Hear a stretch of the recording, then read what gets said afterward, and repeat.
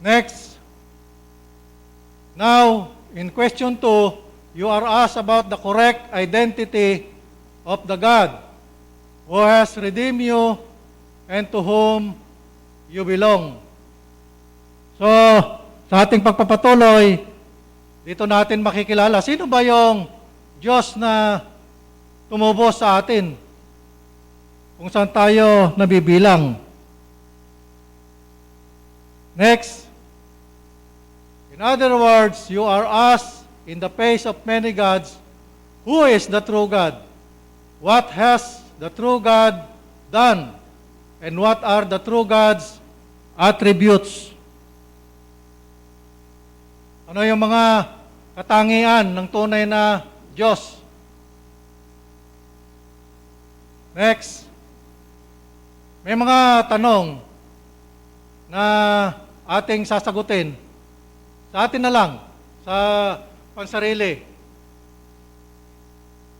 Number 1, when did God become more than a word to you?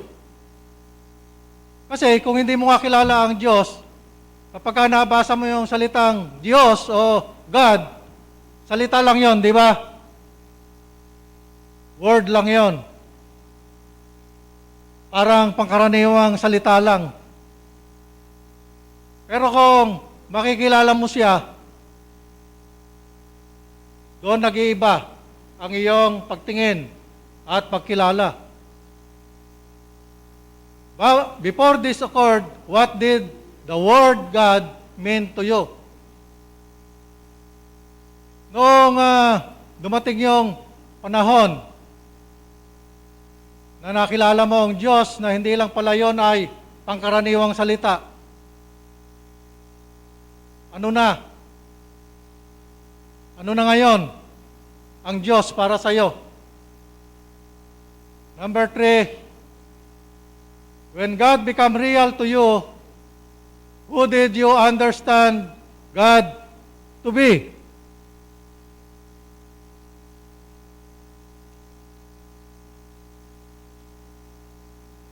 Number 4, when it happened, what did you understand that God had done? Nung maunawaan mo na ang pagiging Diyos ng Diyos na lumalang sa iyo, sa akin, sa ating lahat,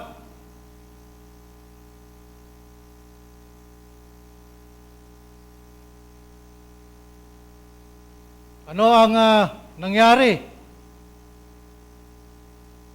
sa buhay mo, sa buhay ko, sa buhay natin, na nakakakilala na sa tunay na Diyos? Number 5, what things contributed to God becoming more than a word to you?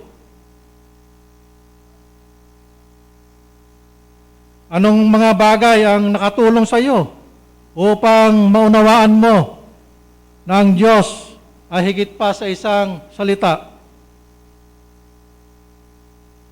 Number 6, what about God and Jesus? Are you now confident?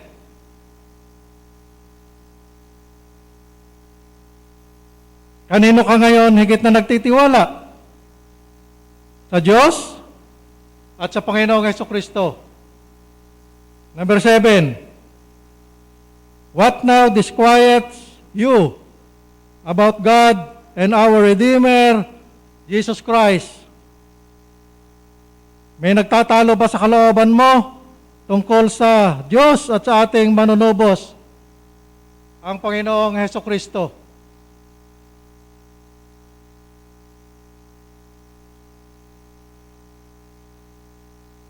Next. Sino nga ba ang Diyos? Basahin po natin. Sabay-sabay po tayo. God is the creator and sustainer of everyone and everything. He is eternal, infinite, and unchangeable in His power and perfection, goodness and glory, wisdom, justice, and truth, Nothing happens except through Him and by His will. So wala palang magaganap kung hindi yan kalooban ng Panginoong Diyos. Dahil sa iyong makapangyarihan, hindi tayo magkakaroon ng pandemic kung hindi niya yan papayagan. Hindi magkakaroon ng digmaan. Diba? Kung walang kapahintulutan ang sovereign God. Next. Ang sabi ng banal na kasulatan, Psalms 86, verse 8 to 10, and verse 15. Basahin po natin. Among the gods, there is none like you, Lord. No deeds can compare with yours. All the nations you have made will come and worship before you, Lord. They will bring glory to your name, for you are great and do marvelous deeds. You alone are God, but you, Lord, are a compassionate and gracious God, slow to anger, abounding in love and faithfulness. Yan pala yung Diyos na lumalang sa atin, ano? Siya talaga yung makapangyarihan. So, may mga tanong muli para ma-examine natin ang ating sarili. Answer as best as you can.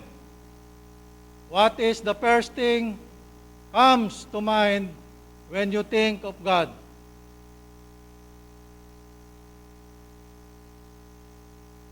How do you know that God is the Creator?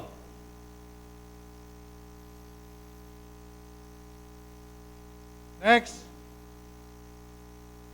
In what sections of Scripture does God sustain everyone and everything?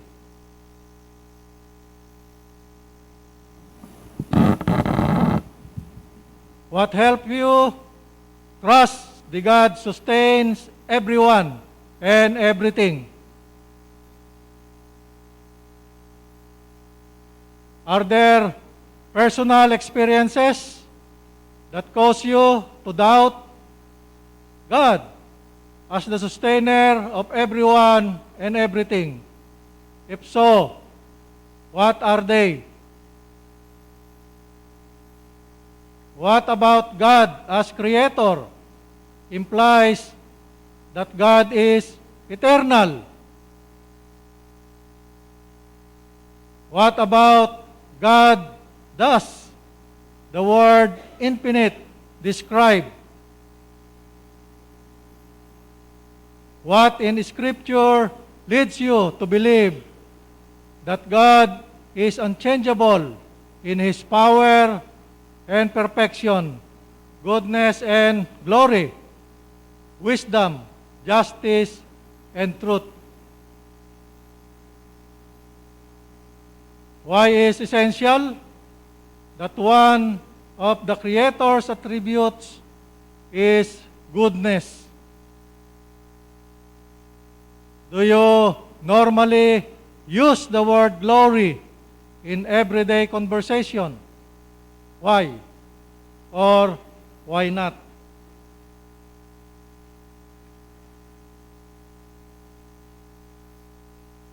When in reference to God, what does the attribute glory mean to you? What is your understanding of wisdom and how it develops? What is your current understanding of truth? What is the popular idea of truth in our culture? Why do you think it is important that the true God is the God of truth.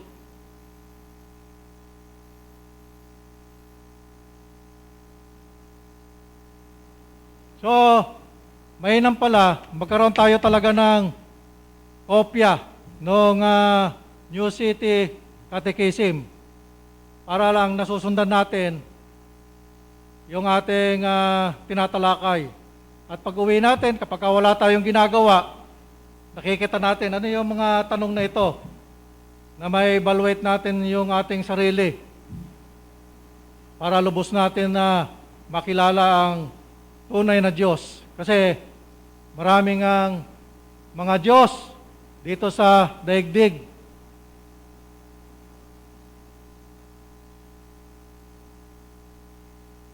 Pero yung Diyos na sinasamba natin, na pinaniniwalaan natin, walang iba, kundi yung Diyos ng Biblia. Yung lumalang kay Adam at kay Eva. Yung tumawag kay Noe para gumawa siya ng daong. Yung Diyos na tumawag kay Abraham. Yung Diyos na tumawag kay Moses para pangunahan ang Israel o mga Israelita para magtungo doon sa lupang pangako sa kanilang mga ninuno na si Abraham, doon sa Kanaan.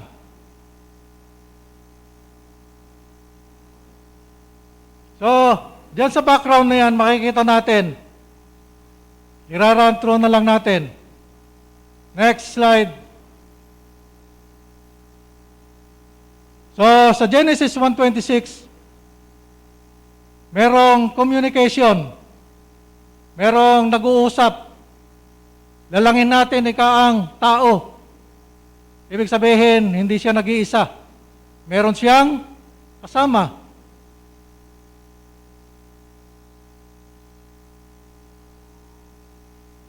Next.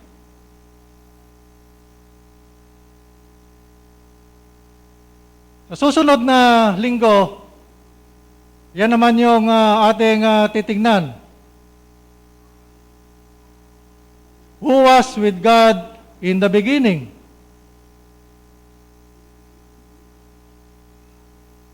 So, mahalaga yung malaman natin yung mga katotohanan para mapawi yung mga pag-aalinlangan natin.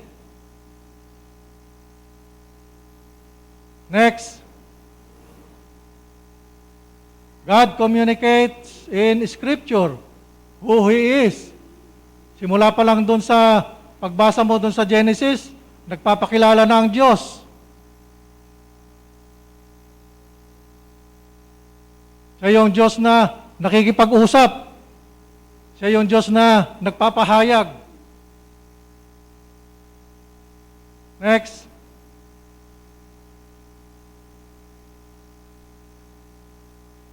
Ipinahayag niya na siya yung great creator. Sa unang aklat ng Biblia. Next.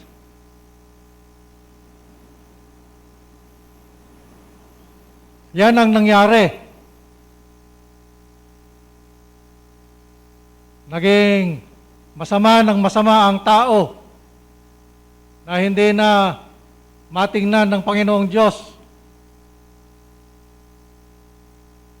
Kaya tinawag niya si Noe para aalisin yung, lilipulin yung mga masasama.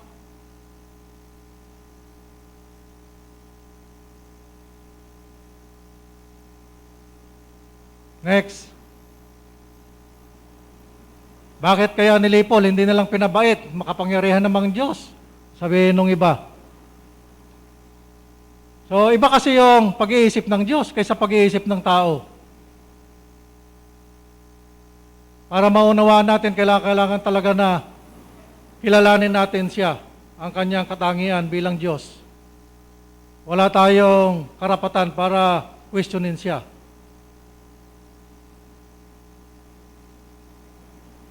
Next.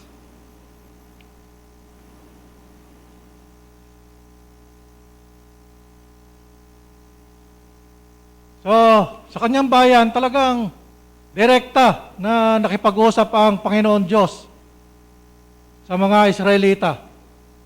At yung mga Israelita nga ang ayaw humarap sa Diyos. Dahil natatakot sila.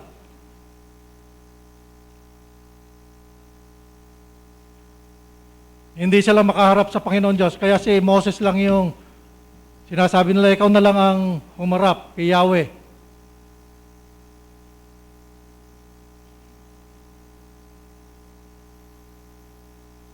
Next. The books in the Bible, yan nga yung Pentateuch, Exodus, Leviticus, Numbers, and Deuteronomy describe what God did to recreate a faithful people and to faithfully sustain them. So hanggang ngayon, talagang tapat ang Panginoong Diyos. Kahit na yung iba hindi tapat sa Kanya.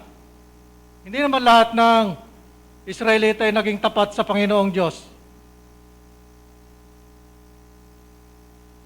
Pero hanggang ngayon, existing ang Israel. Nawala sa mapa ang Israel, pero ibinalik ng Panginoong Diyos. Hindi po ba?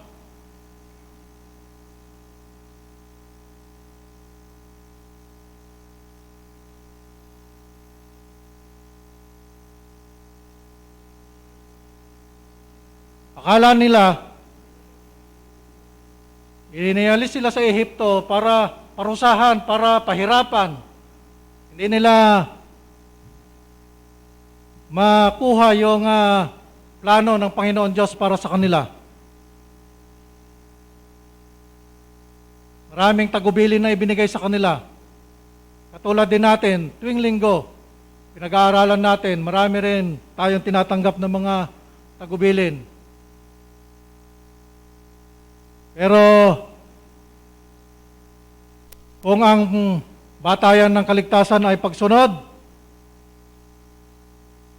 hindi tayo maliligtas. Kasi hindi naman tayo 100% na obedient.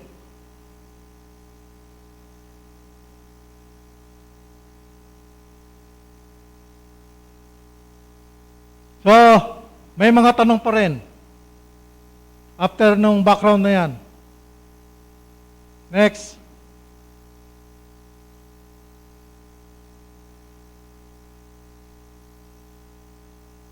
Sige, ilagay natin dun sa number 1 question.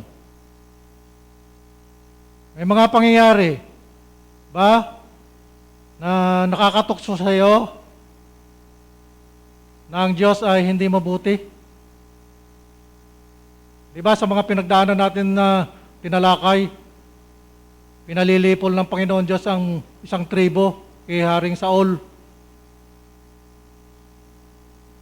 Kung mabuti ang Panginoon Diyos, bakit niya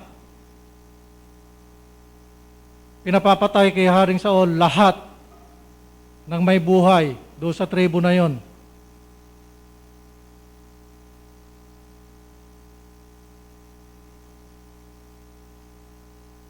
Pero mabuti pa rin ang Panginoong Diyos.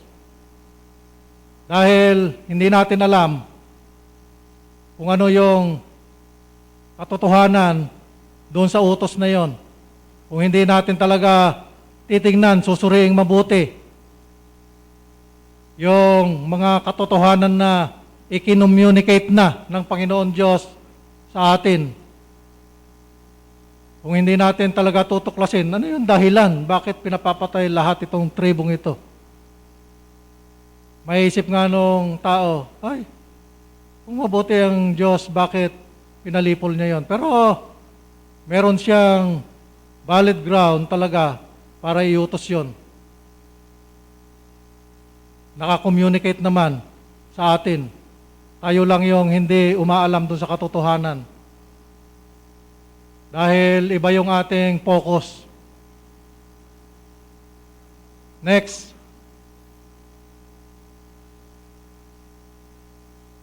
Kapag nakakaranas tayo ng mga matinding pagsubok, dumarating ba sa isip natin yon? Wala namang magagawa ang Diyos.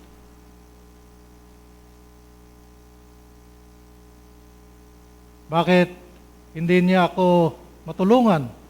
Bakit hindi masolve yung aking problema?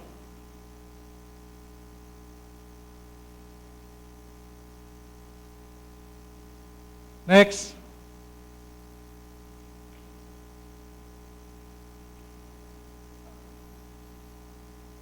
Ano na ang pumapasok sa isip natin? Kapag nabuo na sa kalooban natin na, hindi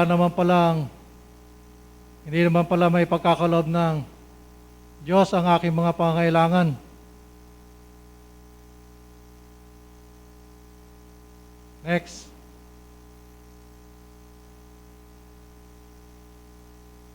What about God being unchangeable in power and perfection? Creates for us a sense of safety and security.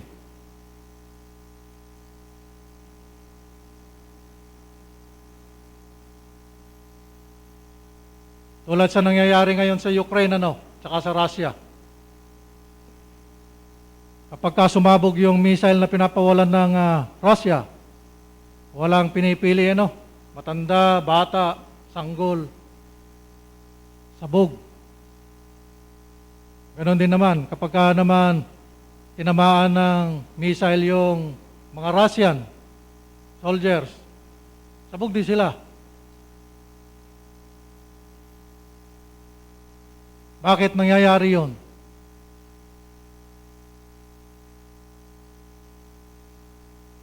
Wala ng safety and security ang Ukraine. Umuulan ng asupre doon sa lugar nila.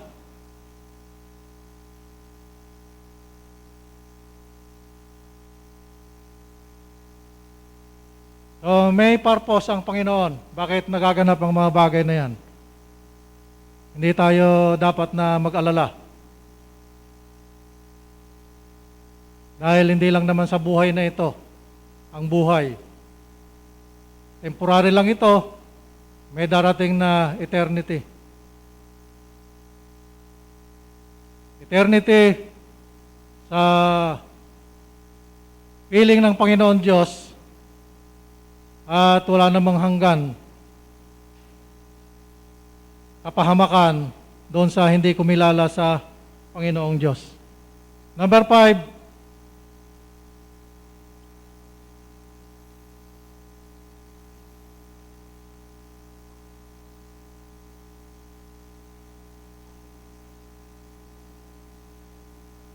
even though God is unchangeable in His power and perfection, describe ways in Scripture where God demonstrate His amazing creativity and adaptability to His people's circumstances and needs.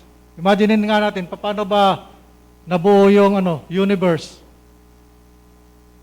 Paano naging nasa ayos lahat yung ikot ng mga iba-ibang mga planeta? Paano lumulutang yung mundo sa kalawakan? Paano hinati ng ni Yahweh yung dagat na pula? Nung tumawid yung mga Israelita doon sa ilog ng Jordan na rumaragasa yung tubig, bakit? Paano tumigil yung agos ng tubig na rumaragasa? Paano bumagsak yung bakod ng Jericho?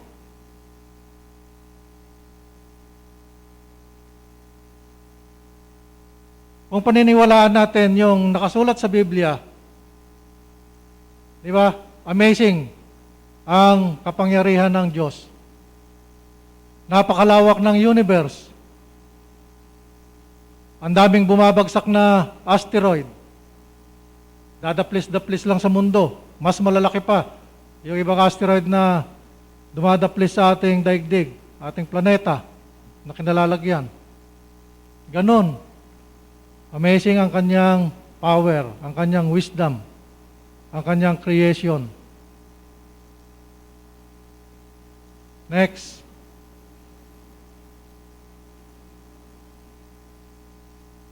Ano yung mga kabutihan ng Diyos na nabasa na natin at naganap na sa buhay natin? Paano niya tayo itinawid sa malubhang pandemic? At ngayon ay naririto pa rin tayo at magbibigay ng pagpupurit, pasasalamat sa Kanya.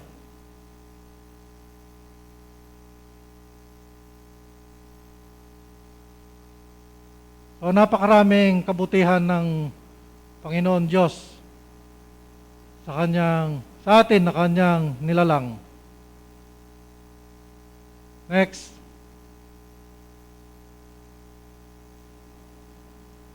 Where is God's glory most evident to you?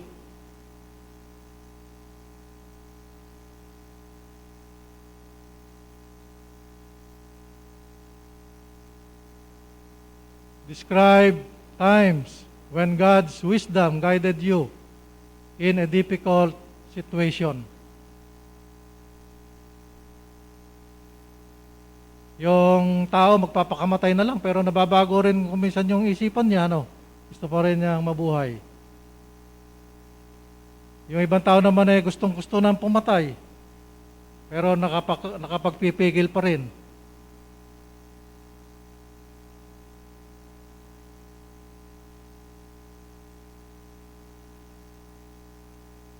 Si President Putin ngayon, gustong-gusto na sigurong pindutin yung nuclear kasi ayaw sumurrender ng Ukraine. At marami silang nuclear warheads.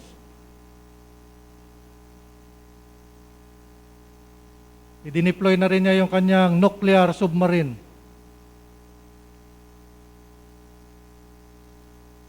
So, sa mundo, napakarami yung dumarating na difficult situation sa ating buhay kung saan gagawa tayo ng mga desisyon.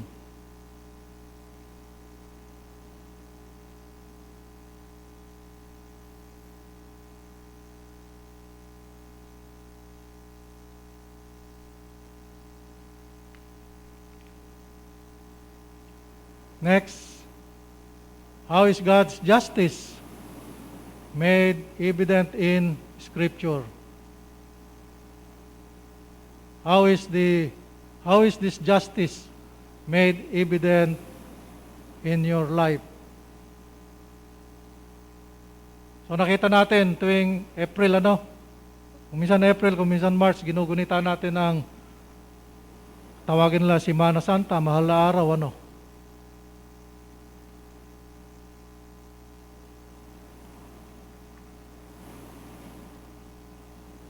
Gaano yung katarungan ng Panginoon Diyos sa kasalanan?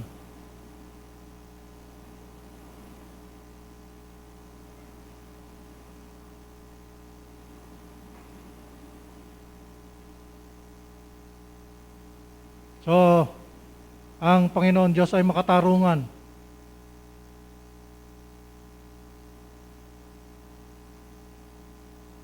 Na-sacrifice ang kanyang bugtong na anak, ang Panginoong Hesukristo, para lang magkaroon tayo ng kaligtasan, katubusan. Next. What is the first truth you learn about God? Ano yung una mong natutunan na katotohanan tungkol sa Panginoong Diyos?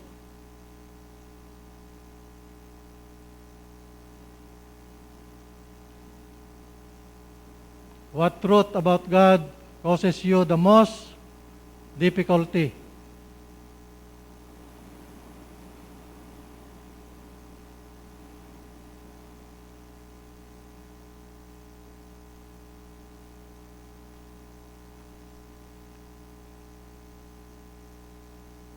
Sa akin, yung most difficulty na yan, pagka hindi mo inamin na ikaw ay makasalanan, pagka hindi ko tinanggap na ako ay makasalanan, I will suffer eternity in hell. Di ba? Yun ang pinaka matinding bagay tungkol sa katotohanan na kapag hindi natin tinanggap yung alok ng Diyos para sa ating kaligtasan, walang hanggang pagdurusa. Next. After answering question number 2, what truth is the most important to you?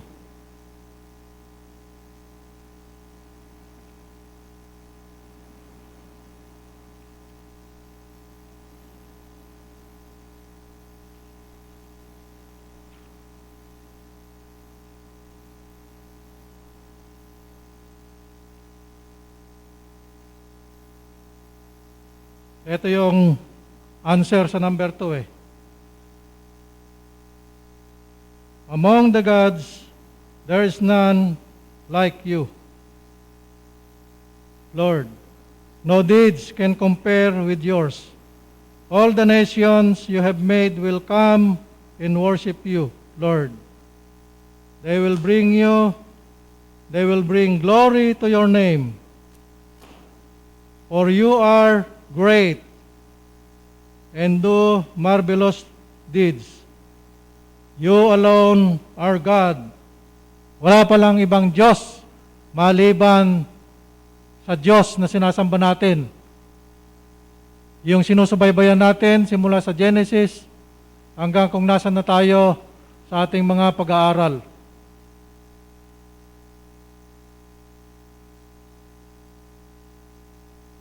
But you, Lord, are compassionate and gracious God. Maawain. Compassionate. Gracious. Mabiyaya. Slow to anger. Abounding in love and faithfulness. Yung pala yung katangian ng Panginoon Diyos na ating Diyos.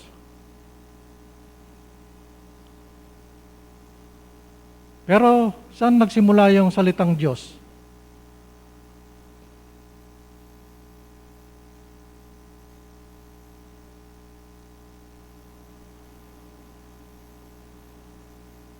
Ano talaga ang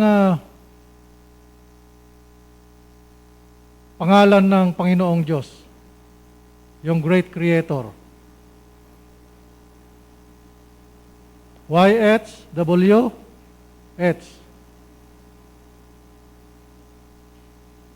EL, no? Elohim. Doon daw sa mga original na mga record, wala namang salitang Diyos. Later on na lang na lumitaw yung word na Diyos.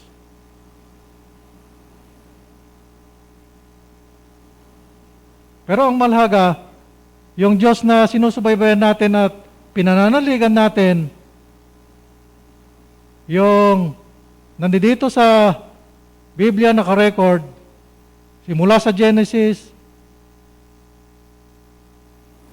hanggang Revelation, 66 books yung Bible na siyang basihan ng ating paniniwala at pananampalataya.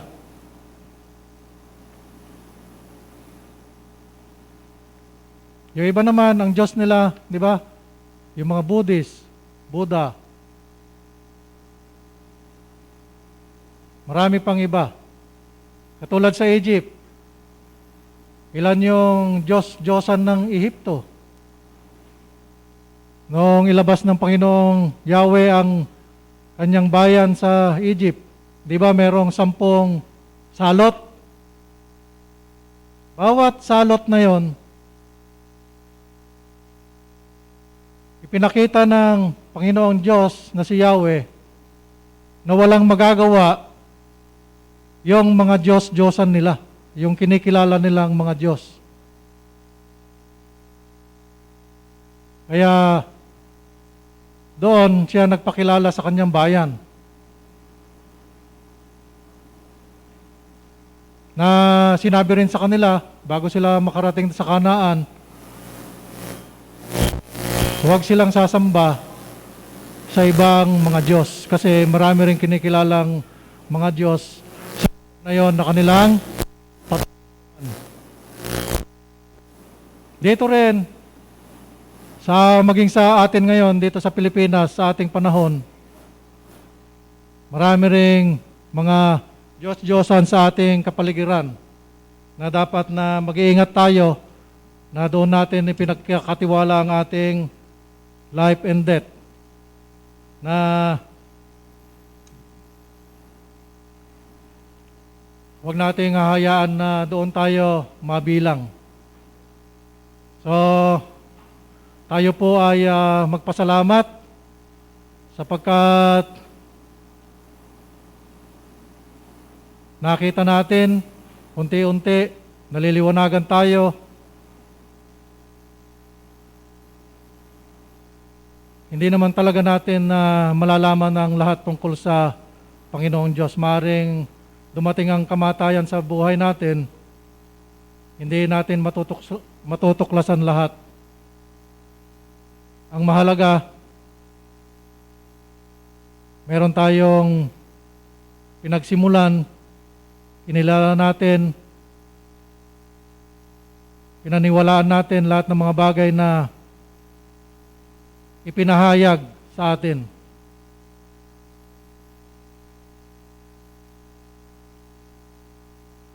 Panginoon, maraming salamat po sa umagang ito.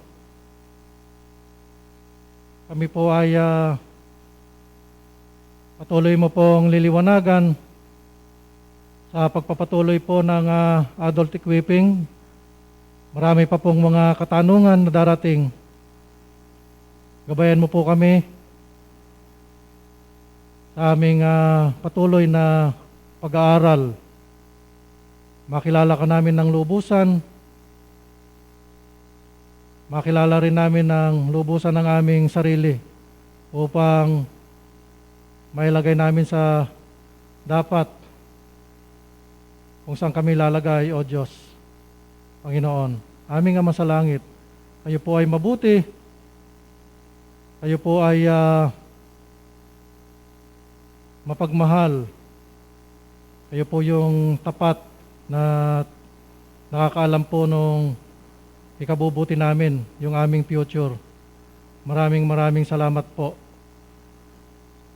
Sa ngalan ng Ama, ng Anak, at ng Espiritu Santo, sa ngalan ng Panginoong Hesus. Amen. So dadako po tayo sa ating corporate prayer. Kukuha po